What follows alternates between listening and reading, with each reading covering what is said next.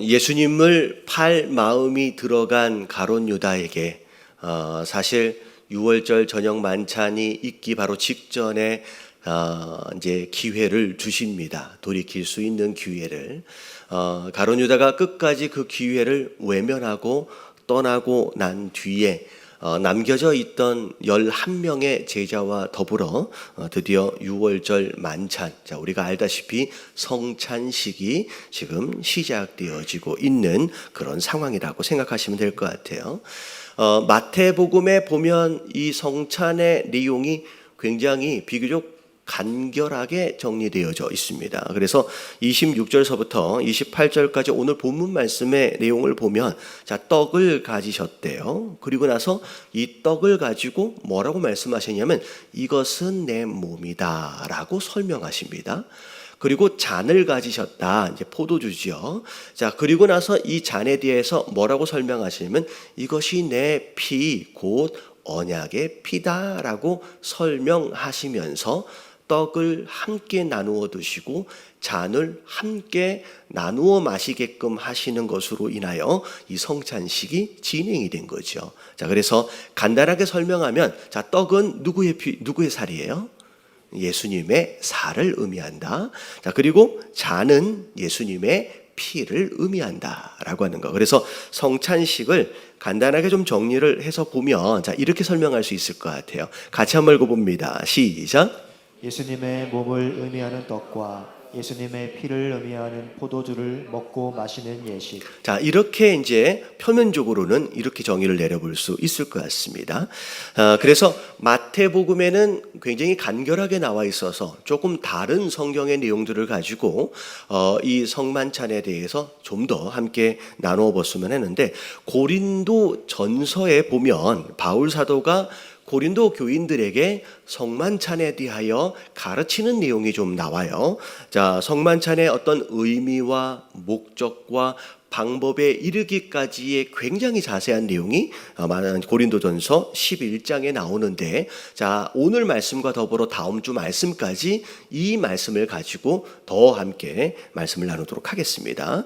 자, 일단 고린도전서 11장 23절서부터 25절까지의 내용을 쭉 보시면 같이 한번 읽어볼게요. 자, 다 같이 시작. 내가 너희에게 전한 것은 주께 받은 것이니 곧 주 예수께서 잡히시던 밤에 떡을 가지사 축사하시고 떼어 이르시되 이것은 너희를 위하는 내 몸이니 이것을 행하여 나를 기념하라 하시고, 식후에 또한 그와 같이 잔을 가지시고 이르시되 이 잔은 내 피로 세운 새 언약이니 이것을 행하여 마실 때마다 나를 기념하라 하셨으니. 아멘. 자, 오늘 말씀은 이 고린도전서의 말씀을 가지고 성찬식에 있어서 특별히 역사적인 관점 그리고 구속사적인 관점에서 함께 말씀을 나누고자 합니다. 자, 두 가지로 좀 나눠서 좀 생각해 보고자 하는데, 자, 첫 번째 내용이 뭐냐? 자, 1번 같이 한번 읽어볼게요. 자, 다 같이 시작. 6월절의 어린 양은 예수님의 예표이다. 자, 성만찬에 대하여 함께 이야기를 나누려면, 자, 6월절 이야기를 빼놓고서는 할 수가 없겠죠. 좀 이 이야기를 좀 함께 나누길 원하는데, 자, 일단은 성경의 주제가 뭐냐라는 질문을 해보면, 여러분 성경의 주제가 뭐예요?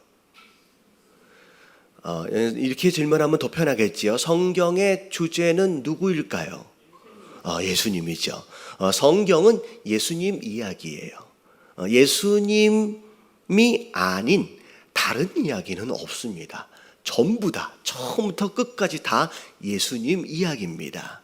자, 그래서 성경을 구약과 신약으로 나누어져 있는데, 자, 구약을 이런 관점에서 설명을 해보면, 자, 구약은 어떤 이야기냐면 오실 예수님에 대한 이야기예요.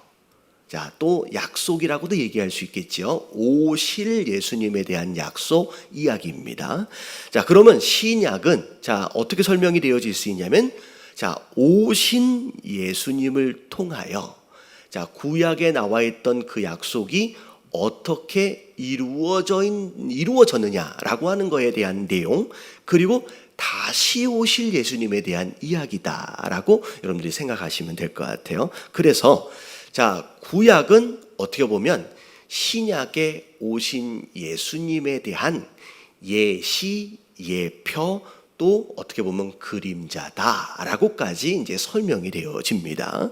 자, 그래서 신약에 있는 예수님에 대하여 우리가 더 자세하게 살펴보려면 구약에 오실 예수님에 대하여 어떻게 설명하고 있었는지, 어떻게 약속하셨는지를 자세하게 살펴보면 도움이 된다라는 거죠. 그래서 자, 이런 의미에서 오늘 성찬식에 대하여 함께 말씀을 나눌 때에 구약에 나와 있는 이야기를 함께 살펴보고자 합니다. 자, 오늘 본문 말씀 마태복음도 마찬가지고 고린도전서도 마찬가지고 이제 신약의 말씀이죠. 자, 신약의 말씀. 자, 구약에 이미 약속한 바에 대한 성취라고 우리가 설명할 수 있는데, 특히 오늘 말씀 고린도전서의 내용을 보면 성찬식에 자, 25절 끝자락에 보면 뭐라고 나와 있냐면, 식후에 또한 그와 같이 잔을 가지시고 이르시되 이 잔은 내 피로 세운 어떤 언약이래요? 예, 새 언약이래요. 자, 새 언약이다라고 이야기하고 있다라고 한다면, 여러분 이전에 이미 하셨던 옛날 언약이 있었다라는 거죠. 그러면 이 옛날 언약이 과연 뭘 의미할까라고 하는 것을 우리가 알아야 된다라는 거죠. 자, 그래서 이 옛날 언약에 대해서 우리가 살펴보려면 구약을 좀 봐야 돼요.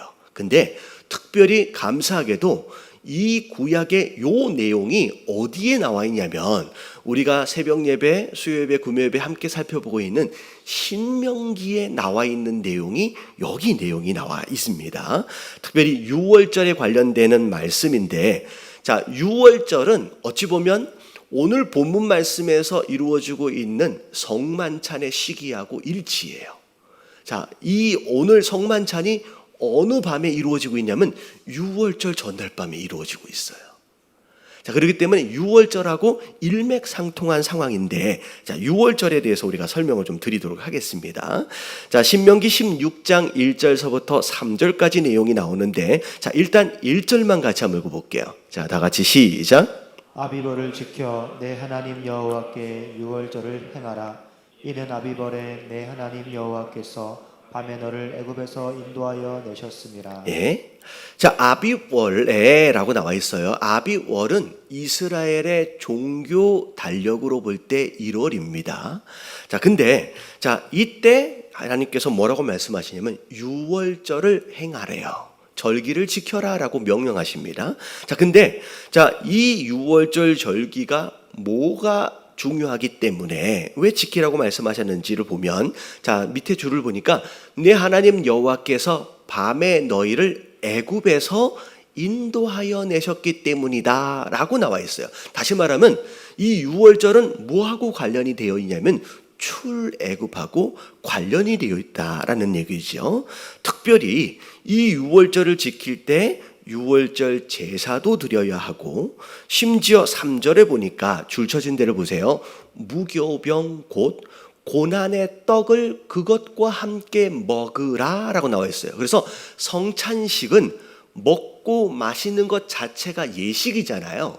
그래서 6월절 자체도 떡을 먹는 것과 관련해서 굉장히 비슷한 점이 있다라는 거죠. 자, 그리고 마지막 줄을 보면 이와 같이 행하여 내 평생에 항상, 같이 읽어볼게요. 시작.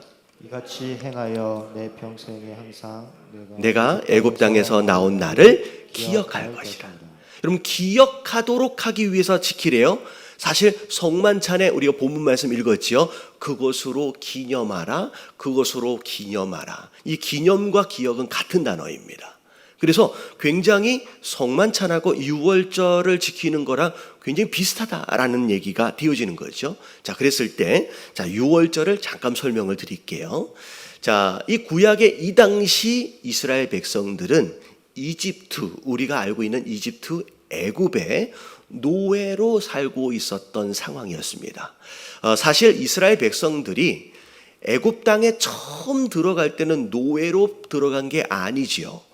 총리가 되어진 요셉의 가족들이었기 때문에 굉장히 대접을 받으면서 애굽 안으로 들어가게 됩니다. 자, 근데 출애굽기 1장에 보면 어떤 내용이 나오냐면 요셉을 알지 못하는 새로운 왕이 일어났다. 자, 이걸 역사적으로 보면 왕조가 바뀌게 됩니다. 자, 왕조가 바뀌었다라는 것은 이런 내용이죠. 우리나라로 얘기하면 고려나 아니면 조선이나 신라나 이 후대에 살고 있는 우리 입장에서부터는 다 한국이에요. 다 같은 나라예요. 근데 그때 당시로 보면 나라가 바뀌는 거죠. 어떻게 보면 왕조가 바뀌는 거예요. 그래서 이집트도 마찬가지입니다. 요셉을 총리로 인정했던 그 왕조가 망해요. 그리고 새로운 왕조가 들어서면서 요셉을 모르는, 알지 못하는, 어떻게 보면 전 왕조의 여러분들 개국공신은 왕조가 바뀌면 뭐가 돼버려요? 오히려 이제 잘못되게 되잖아요. 그래서 그런 상황이 이제 벌어지게 된 거죠. 그래서 총리의 가족으로 처음엔 들어갔지만 졸지에 왕이 바뀌는 것으로 말미암아 뭐가 돼버렸냐면 노예가 됐어요. 그런 가운데 하나님께서 이 이스라엘 백성들을 구원하시기로 작정하시고 그 구원을 이루셨는데 그 구원하는 과정 가운데서 노예로 살고 있는 그 나라의 왕이었던 바로가 쉽게 이 이스라엘 백성들을 놔줄 리가 없지요. 자, 그래서 하나님께서 10가지 재앙을 이 바로에게, 이집트에게 허락하셨는데, 자, 마지막 재앙이 중요해요. 여러분, 마지막 재앙은 어떤 재앙이에요? 여러분, 장자가 죽는 재앙이었습니다. 여러분, 이 장자가 죽는 재앙은 이스라엘 백성이라고 예외가 되어지는 게 아니에요. 그냥 애굽 안에 살고 있는 자다라고 한다면 심지어 가축에서부터 사람에 이르기까지 처음 난 것은 무조건 그날 밤에 다 죽기로 되어져 있었어요. 근데 자, 살 수 있는 유일한 방법은, 자, 그게 어느 민족이든 상관이 없어요. 딱 한 가지 방법이 있는데, 자, 뭐 하면 돼요? 여러분, 어린 양을 잡아서, 자, 그 어린 양을 잡아서 죽여서 피를 내는 거예요. 그래서 그 피를 문에, 자, 인방과 설주에 바르도록 하십니다. 그래서 그날 밤 죽음의 사자가 이 애굽을 지나갈 때 문에 양의 피가 칠해져 있으면 넘어가는 거예요. 지나가는 거예요. 그래서 6월 달에 있어서 6월이 아니에요. 넘어갔다라는 표현이 뜻이 6월입니다. 그래서 지나가는 거예요. 그 양의 피로. 그래서 지나가요. 그리고 나서 만약에 그 양의 피가 없으면 그 집에 있는 모든 첫 번째 난 동물과 사람은 다 죽게 되어져 있는 겁니다. 그래서 그것으로 말미암아, 자, 이제 구원을 받는데 그 내용이 출애굽기 12장 13절에 그렇게 나와 있어요. 한번 읽어볼게요. 다 같이 시작. 내가 애굽 땅을 칠 때에 그 피가 너희가 사는 집에 있어서 너희를 위하여 표적이 될지라. 내가 피를 볼 때에 너희를 넘어가리니 재앙이 너희에게 내려 멸하지 아니하리라. 결국 이 양의 피가 구원의 표식이 되어졌다라는 거죠. 그리고 나서 그날 밤에 그 죽은 양의 살을 무교병과 함께 가족들이 모여서 나눠 먹을 수 있도록 하나님께서 명령하셨다라는 거죠. 자, 그게 사실은 6월절의 기원이 되어집니다. 자, 그리고 나서 출애굽기 12장 13절에 그 내용이 나와요. 한번 같이 한번 읽어볼게요. 시작. 너희는 이 날을 기념하여 여호와의 절기를 삼아 영원한 규례로 대대로 지킬지니라. 예, 그래서 저녁에 이 어린 양을 잡아서 함께 가족들이 먹고 나누는 이것이 6월절의 기원이고요. 그리고 그 6월절을 지키는 것 자체가 이스라엘 백성, 하나님 백성 되어짐의 정체성이 되어진 거예요. 다시 말하면 1년에 한 번 6월절을 지키는 모습을 보면서, 아, 이 사람은 누구구나? 이스라엘 백성, 하나님의 백성이구나 라고 하는 것을 알게 된다라는 거죠. 그런 표시가 되는 거예요. 자, 근데 중요한 건 뭐냐면 6월절 유월절이 어찌 보면 장차 오실 예수님에 대한 이야기라는 거예요. 이스라엘 백성들, 어찌 보면 죽음의 사자로 인하여 죽을 수밖에 없는 그 장자들, 어찌 보면 그 죽음을 피하기 위하여 어린 양이 희생될 수밖에 없었잖아요. 자, 그 희생되어진 어린 양으로 인하여 생명을 얻은 거예요. 그래서 그 유월절에 잡혀 죽게 되어지는 그 어린 양이 사실은 누굴 의미하느냐 하면 예수님을 의미한다라는 거죠. 자, 그래서 고린도전서 5장 7절 하반절에 보면 실제로 우리의 유월절 양이 누구라고 얘기하고 있냐면 곧 그리스도께서 희생되었다라고, 예수님이 곧 유월절의 양이다라고 말씀하고 계시는 거죠. 자, 그리고 나서 유월절을 마치 지키는 것처럼 고린도전서 11장 25절 끝자락에 보면 성찬식 또한 이것을 행하여 마실 때마다 나를 기념하라 라고 하나님께서 명령하셨어요. 그래서 유월절을 지키는 것 자체가 이스라엘 하나님 백성됨의 증거, 정체성인 것처럼 우리가 성찬식을 함께하고 있는 것 자체가 우리가 누구가 된 거예요? 하나님 백성 되어짐의 증거, 정체성이 되어지는 거예요. 그래서 여러분, 아무나 이 성찬식에 참여할 수 있는 게 아니다라는 거, 그리고 내가 성찬식에 참여할 수 있다라고 하는 것, 이것 자체가 내가 누구냐라고 하는 것을 증명하고 있는 것이다라고 하는 거예요.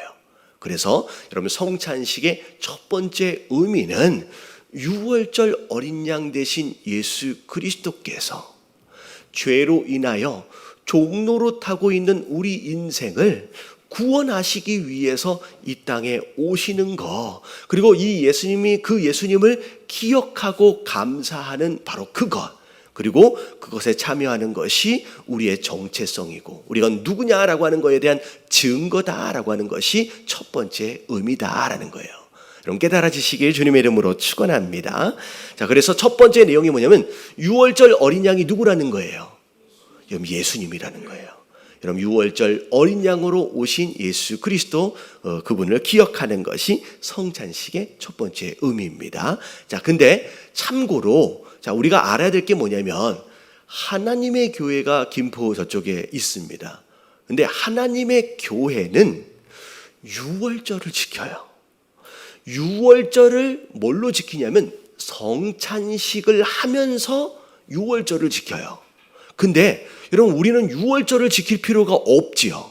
자, 왜냐하면 유월절이 오리지널이 아니라, 유월절 어린 양이 오리지널이 아니라 누가 오리지널이에요? 여러분, 예수님이 오리지널이에요. 유월절 어린 양은 오실 예수님에 대한 그냥 예표였을 뿐이지. 그렇기 때문에 우리는 유월절을 이젠 지킬 필요가 없지요. 왜냐하면 오리지널이 오셨기 때문에. 그래서 우린 유월절을 지키는 게 아니라 뭘로만 하는 거예요? 그러면 성찬식을 통하여 예수님 오심, 예수님이 나를 위하여 죽으심을 기억하는 것이다 라고 하는 거. 여러분, 깨달아지시길 주님의 이름으로 축원합니다. 자, 그런 가운데 유월절 어린 양이 구원주 예수님에 대한 첫 번째 예표냐? 여러분, 그렇지 않습니다. 가장 오리지널 첫 번째로 우리가 알아야 되는데, 이게 두 번째 메시지예요. 같이 한번 읽어볼게요. 2번. 다 같이 시작. 아담과 하와를 위해 준비된 가죽옷은 예수님의 첫 예표이다. 어찌 보면 처음 들어보신 분들도 계실 수 있을 것 같아요. 설명을 드리겠습니다. 이 유월절, 이 내용을 더 자세하게 살펴보려면 창세기 맨 앞에까지 가야 돼요. 왜 예수님이 이 땅에 구원자로 오실 수밖에 없었느냐라고 하는 걸 알려면 처음 우리가 죄를 지었을 때를 알아야 된다는 거예요. 하나님께서 아담과 하와를 지으셨어요. 에덴 동산과 더불어 모든 것을 다 누리도록, 다스리도록 하나님 허락하셨는데 딱 한 가지 나무의 실과는 먹지 못하도록 하셨습니다. 그 나무 이름이 뭐예요? 선악과지요. 선악을 알게 하는 나무, 그 나무의 실과는 하나님께서 먹지 못하도록 하셨는데 뱀의 꼬임을 받아서 그 유혹 가운데 아담과 하와가 그 선악과를 따먹어 버립니다. 그래서 하나님 앞에 범죄하게 돼요.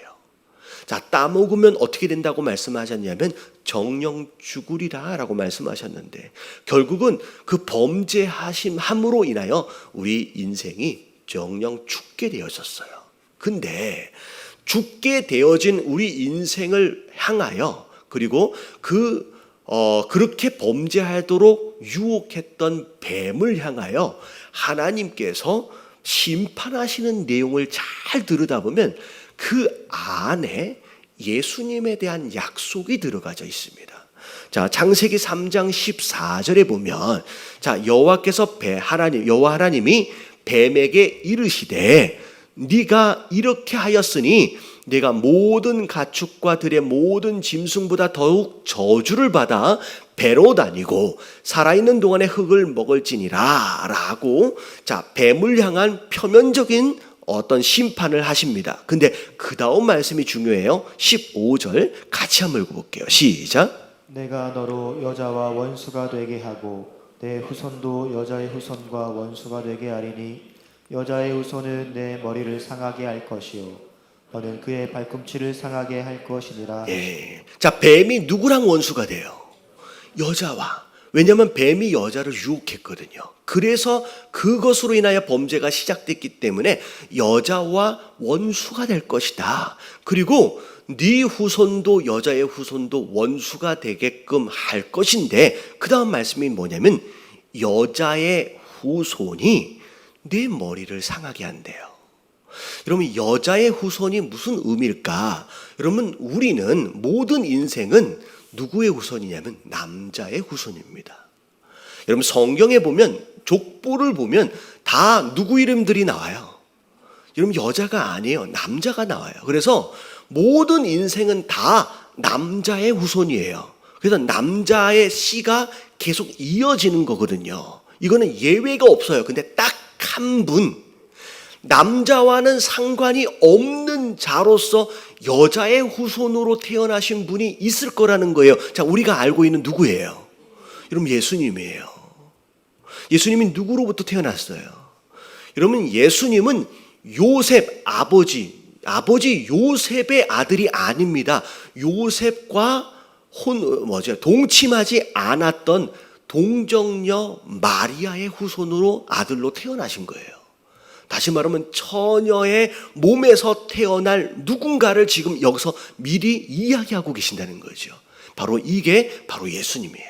근데 그 예수님은 뱀의 머리를 상하게 할 거래요. 여러분, 머리를 상한다라고 하는 건 치명상입니다. 여러분, 장차 있어질 심판에 대한 내용이에요. 하지만 그 뱀은 그 여자의 후손에 어디를 물어요? 발 뒤꿈치를 상하게 할 것이다. 그래서 장차 받으시게 될 고난에 대한 이야기가 이미 창세기 3장 앞에 있었다는 거죠. 그래서 죄를 저질러 버린 우리 인생을 위해서 구원하시기 위한 하나님의 계획이 나중에 어쩌다가 있어진 게 아니라 창세기 3장에 이미 있어졌었고, 이미 그 창세기 3장에 누구를 말씀하고 계셨냐면 예수님에 대하여 이미 말씀하고 계셨다라는 거예요. 여러분, 이게 우리를 구원하길 원하시는 그분의 첫 번째 구원 계획이에요. 여러분, 이게 오리지널이에요. 근데 이것에 대하여 눈에 보이게끔의 예표 하나를 주셨는데 그게 무엇이었냐면 창세기 3장 21절에, 자, 같이 한번 읽어볼게요. 시작. 여호와 하나님이 아담과 그의 아내를 위하여 가죽옷을 지어 입히시니라. 자, 뭘 지어 입으셨어요? 여러분, 가죽옷이에요. 여러분, 이게 뭐냐면 죄를 짓고 나서 그 죄에 대한 결과로 아담과 하와가 부끄러움을 알게 되고, 그리고 그 부끄러움으로 무화과 나무 잎으로 치마를 만들어서 입었습니다. 근데 그 치마는 계속 말라버리죠. 부서지죠. 근데 하나님께서 이 아담과 하와를 에덴 동산에서 내쫓으시는 과정 가운데 그들을 위해서 뭘 지어 입히셨냐면 가죽 옷을 지어 입히셨어요. 여러분, 이 가죽 옷이라고 하는 것은, 자, 간단히 얘기하면 창세 이후 최초의 죽음입니다. 다시 말하면 창세기 3장 21절 이전에는 죽음이 있었어요, 없었어요? 여러분, 동물에서부터 인생에 이르기까지 그 어떤 죽음도 없었습니다. 왜냐하면 죽음은 뭐에 대한 결과예요? 죄에 대한 결과예요. 그렇기 때문에 20절까지 창세기 3장부터 3장 20절까지는 어떤 죽음도 없었습니다. 근데 21절에 들어와서 최초의 죽음이 있어지게 되는 거예요. 여러분, 가죽 옷을 만들어 입히려면 그 가죽 옷을 위해서 어떤 짐승인간은 어떻게 되어져요? 죽어야 됩니다. 다시 말하면 죄로 인하여 시작된 이 죄의 부끄러움을 덮어주시기 위하여 어떤 한 동물이 죽었다란 얘기예요. 여러분, 이게 곧 장차 있어질 예수님에 대한 첫 번째 예표예요. 예수님께서 왜 이 땅에 오셨느냐? 죄로 인하여 부끄러운 인생을 살고 있는 우리 인생에 그 부끄러움을 덮어주시기 위해서, 죽기 위해서, 희생되기 위해서 이 땅에 오실 것이다 라고 하는 것에 대한 첫 번째 예표고, 그리고 그 예표 그 이후에 6월절 어린 양, 이 땅의 죄의 종로로 타고 있는 우리 인생을 구원하시기 위해서 6월절 어린 양으로 죽게 될 그 예수님의 예표로 그렇게 6월절을 지키게끔 하나님 말씀하셨고, 그리고 오늘 우리가 본문 말씀에서 읽은 것처럼 고린도전서와 마태복음에 예수님이 그 어린 양으로 이 땅에 오셔서 결국은 우리를 그 죄로 인하여 종로로 타는 가운데에서 자유를 주시기 위해서, 그 모든 부끄러움을 덮어주시기 위해서 결국 이 땅에 오신 예수님이 우리가 믿고 있는 바로 그 예수님이다라는 거예요. 그리고 오늘 말씀하시는 게 그거예요. 내가 너를 위해서 어떤 희생을 치르고 있는지에 대하여 너희가 잊지 않도록, 마치 6월절을 지내는 것처럼 잊지 않도록 내 살을 의미하는 떡을 떼고 내 피를 의미하는 잔을 마시면서 기억하고 기념하라라고 오늘 말씀하고 계신다라고 하는 거죠. 자, 우리가 성찬식에 참여하실 때 창세기 저 처음서부터 나를 구원하시기 위해서 어떤 계획을 가지고 계셨는지, 그리고 나에게